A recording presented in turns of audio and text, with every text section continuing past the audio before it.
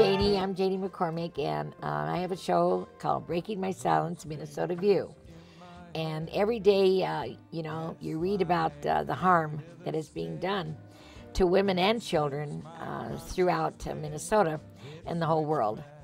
Being drugged, put into prostitution, raped, trafficked, molested as little children. And I just want to give everyone a voice that don't have a voice. I mean, a lot of women don't have a voice to speak with anymore. And that's what I have an opportunity now to reach out to different organizations that help victims.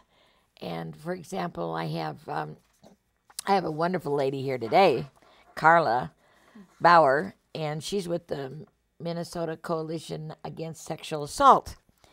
And I'd like to introduce you to her now. This is Carla. Say hi. Hi. Hello. So, Carla, tell me about your organization. What do they do? Well, Minnesota Coalition Against Sexual Assault is a coalition made up of about 80 member programs. And those member programs are mostly sexual assault crisis centers from around the state. And they represent about 80 of the counties. We have some ally members who are different kinds of programs that have missions similar to ours that are fighting to prevent sexual violence or provide some kind of service to sexual assault victims.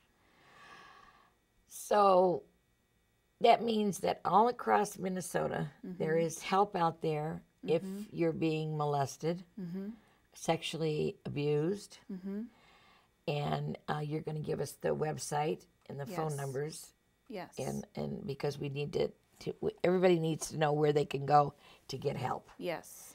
And you probably these organizations are all over. Yes, not every county in Minnesota is fortunate to have a sexual assault crisis center, but most do. And so these programs are advocacy programs. Most of them are 24 hours a day. They have a crisis line that sexual assault victims can call. Oh, you know, if you were a recent victim of sexual violence, if it was something in the past that you need to talk with someone about or need resources for. So many of the programs have the 24-hour crisis line. Some offer support groups, all different kinds, some for women, some for, adolescents. Some have male support groups. Oh, sure. So they offer a variety of different services. Most of them will accompany a victim to the hospital if they choose to go to have a forensic exam. They will accompany victims to law enforcement if the victim would want to make a report. The advocate will oftentimes offer to go with the victim. Do you find that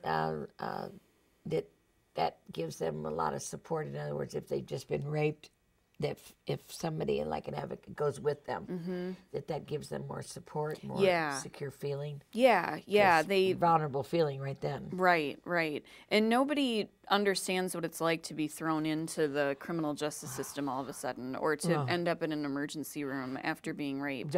So, an advocate can really help a victim navigate. This is what your options are.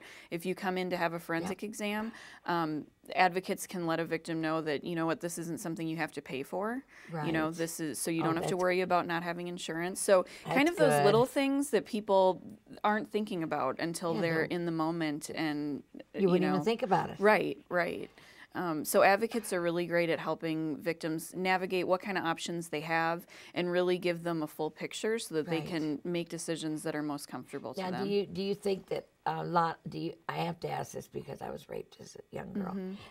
Do you think it's turned in and reported most of the time or half the time? No.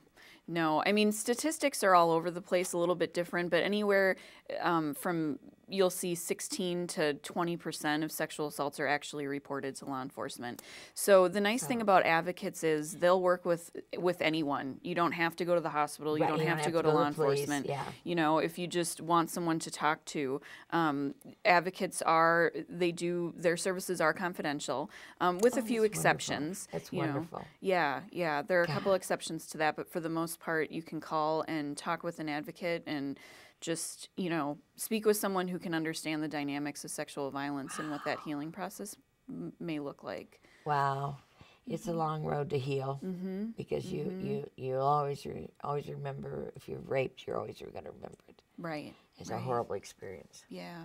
Yeah. And I'm so glad that you're connecting all these people up with help. Yeah.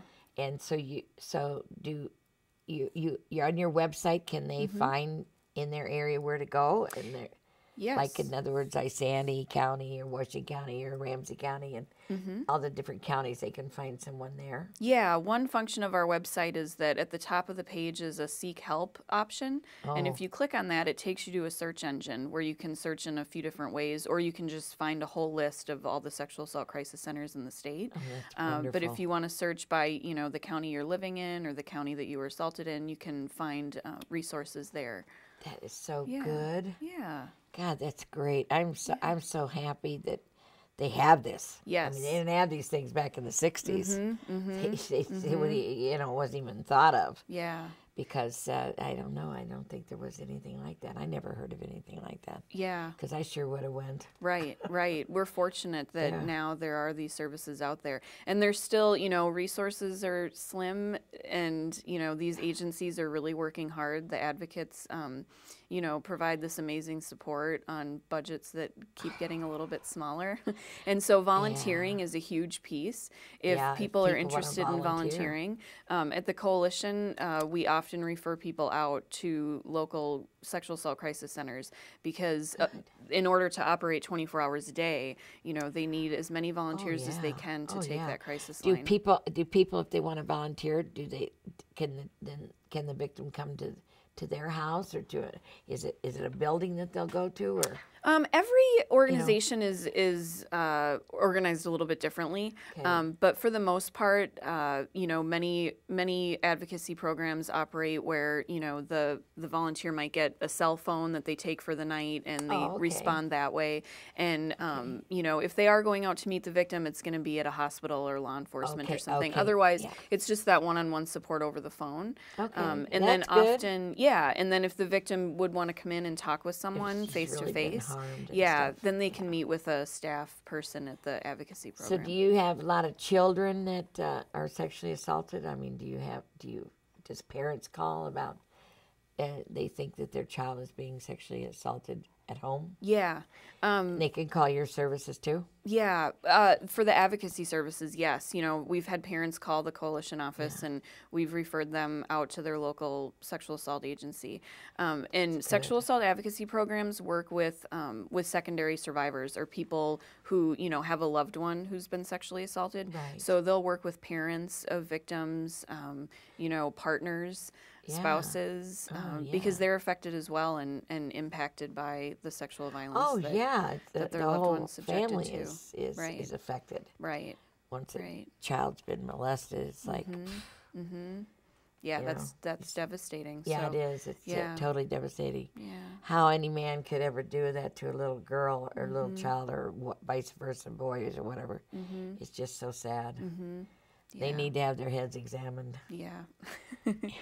And thrown in jail for life. Yeah. I mean, I don't think they should even be on walking on the earth. Sure. Anybody that molests a child or rapes a woman, or I mean, what don't they know? What no means? Yeah, That's another thing. There's not a greater violation, I think, that you can come up with. No, I think you're right. There's probably not anything that violates you mentally, physically, every aspect of your being. Yeah. When I used to do community education, I was an advocate who provided direct service for a while before I came to the coalition. And one question I would ask teenagers when I would be in the classrooms was, have any of you had your locker broken into or your car broken into? And most of their hands would, be raised or they'd know someone, and then think about what that was like. Because I know when I had my car broken into, things were tossed all over, things were taken. Yeah, everything happened without my permission. Right. Now, to try to transfer that feeling to your body, I mean, it's such an enormous violation. Just terrible, devastating. So it's important that victims have all the support they can get, and I think that advocates are a great route. And I don't know that everyone always knows what an advocate is, because it's kind of that thing again. You don't explain to them what you don't know. Is. Yeah. So I mean, an advocate is someone that, like I said before, they can support you whether you've made a police report, whether you've gone to the hospital or not, if you're just looking for someone to talk to. Yeah. And, you know, if you're looking for a support group kind of, you know, thing, they can usually set you up with something like that. Meetings. Yep. I'm sure they have meetings where you could go in and sit in a meeting. Yeah. And if there's other resources that you're in need of due to the sexual violence, they're often very tapped into the community resources, you know, available in their counties and stuff. So they're a great resource just for other kinds of referrals as well. What is your a website called? Our website is MNCASA, MNCASA.org. Okay, and what's your phone number there? Our phone number is 651-209-9993. And so if folks called us and were looking for a place to volunteer or needed services for themselves or someone else, we'd be happy to help them find the right sexual assault program. Fabulous. That is such a good service. Yeah. I'm so proud of you that you're doing this. Thank you. It's really wonderful. I mean, there's so much harm being done to young kids and people, women, girls, boys, anyone that's assaulted. Yeah.